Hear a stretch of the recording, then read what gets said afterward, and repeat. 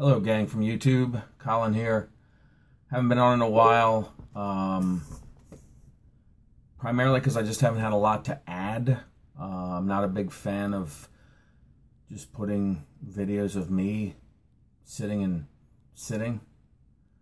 So I wanted to sort of collect some ideas to talk about my pipe journey, which I've written down here in my fountain pen that my writing still looks like a fourth grader.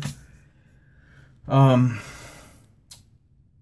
loaded a cart up. I've loaded a cart up at Pipes and Cigars. I've loaded a cart up at Four Noggins. I haven't bought any tobaccos in a bit. A long time for me. And I have finally concluded that social media is my downfall when it comes to tobacco buying or pipe buying. I think the only way I keep away from insanely seeking out tobaccos that look wonderful is not to go on Facebook and not to go on YouTube and not to go on anything. I don't think that's going to happen. So, I'm going to send out a pretty hefty order today, this evening, and add to my collection of stuffs. And I'm not going to feel bad about it.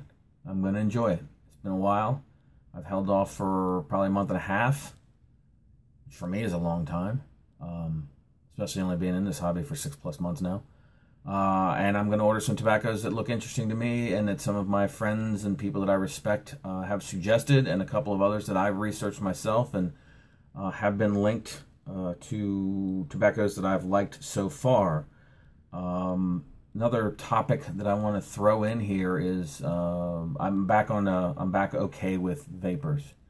The Virginias, I've grown to re-love them with the Perique in them. I think that Cool Hand Fluke in the wrong pipe, which I mean, I'm not entirely sure that's a good tobacco even in a good pipe, but I had a bad experience. I don't mean like a dropped acid bad trip experience.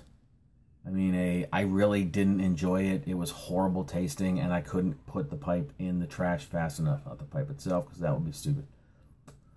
But it taught me a lesson about switching up pipes, and other people have videos on YouTube that I suggest you seek out that discuss switching pipes up and dedicated pipes, and pipes that they only smoke a specific kind of tobacco. And now I'm not that religious about my tobaccos and my pipes, but I have learned that some tobaccos taste better when you switch them into a different shape or make or model of pipe. This isn't groundbreaking stuff. Those of you who have been smoking pipes for a while are looking at me going, yeah, glad you found that out, dumbass. I'm glad I found it out too, because it's rekindled some tobaccos that I didn't like on the first round, and now I've found a place where they smoke well and I enjoy them. I've been opening sort of 2 tins at a time, maybe 3 tins at a time, progressing through my collection of tobaccos to add new flavors. I keep cycling back to the old favorites, the Mississippi Rivers and the plum puddings and things like that, things that people have recommended, Currituck. Things that I just truly enjoy, that are sort of my anchors during the journey through different types of tobaccos. But you mix them up, try them in a different pipe. They don't taste super in one pipe. Remember that. Switch it off. Keep smoking what you enjoy. That's the only way this hobby is going to keep going for you, I think. What else is there? It's been fun this time where I've shut down my craze over collecting and focused on the actual hobby. Another topic I wanted to throw in here, I've been reading pipe books, and I'm a crazed reader. I have a Kindle in the bathroom, I have a book by my nightstand, I have Kindle loaded on my phone. I usually have actually 2 books on my nightstand. I read magazines. I love reading. I love books. I love libraries. I love used bookstores. I love anything to do with books. And God forbid we ever go fully electronic or paperless in books. I may actually openly weep. But I've been reading pipe books, and really enjoying them, to learn the history, or I don't know if it's necessarily history. I'm not talking about going back to the beginning of time, the first pipe smokers in the world. I'm talking about in the history of my lifetime. I'm 43. I'll be 44 soon.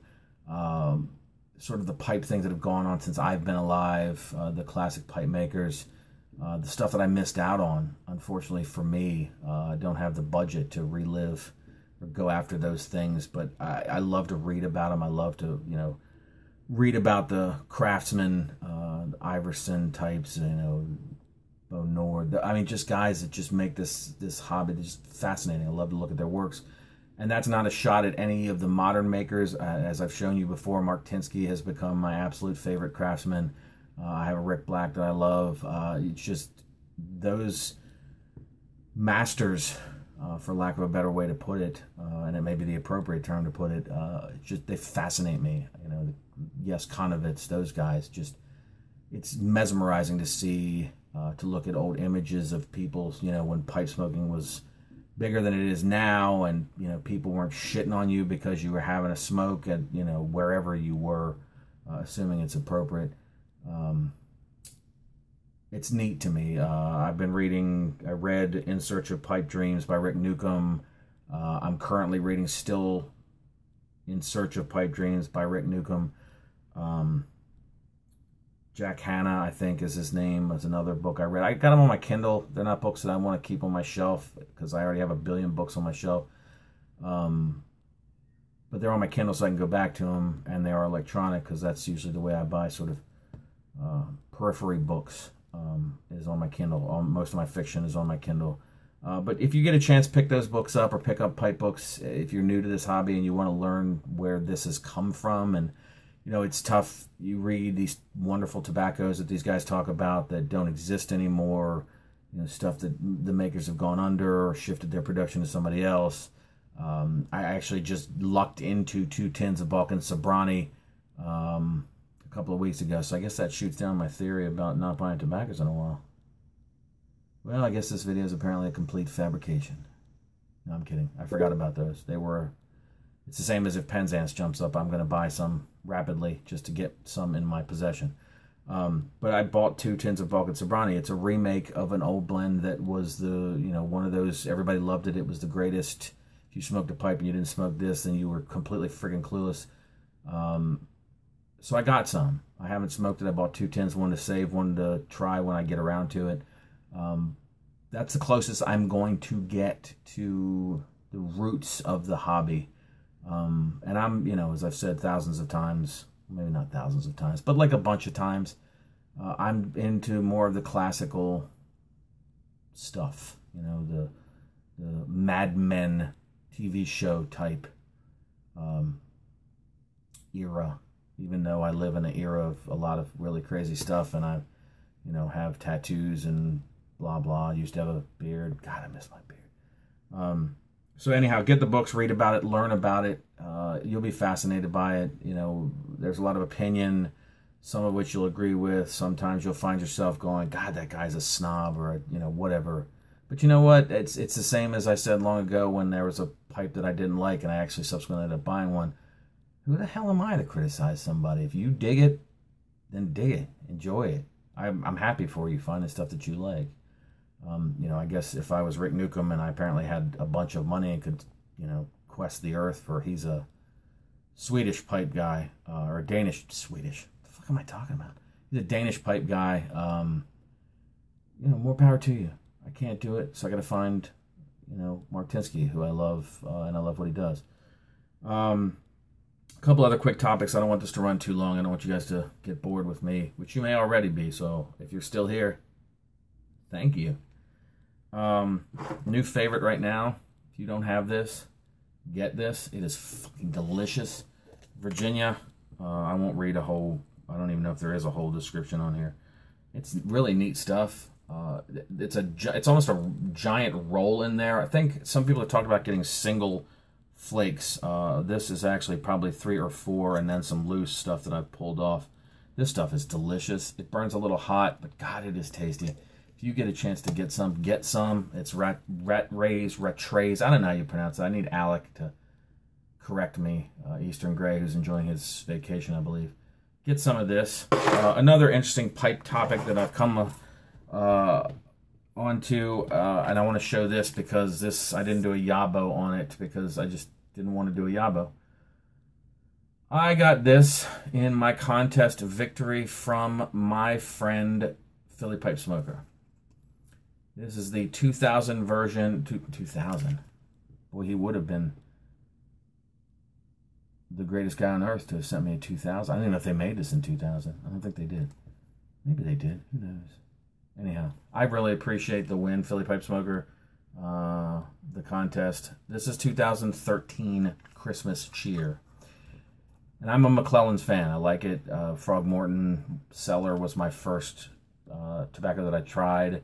Though Frogmorton Cellar to me now is just, I mean, I have 2 tins of it that I've saved, but it really is just boring as crap to me. But I'm sure maybe I'll circle back to it at some point. But I was fascinated. I thought these were arrows, and I was wrong. These are apparently aged Virginias. Ed Blackstock, who is a super knowledgeable pipe guy on Facebook, likened this to single malt scotches of the tobacco world.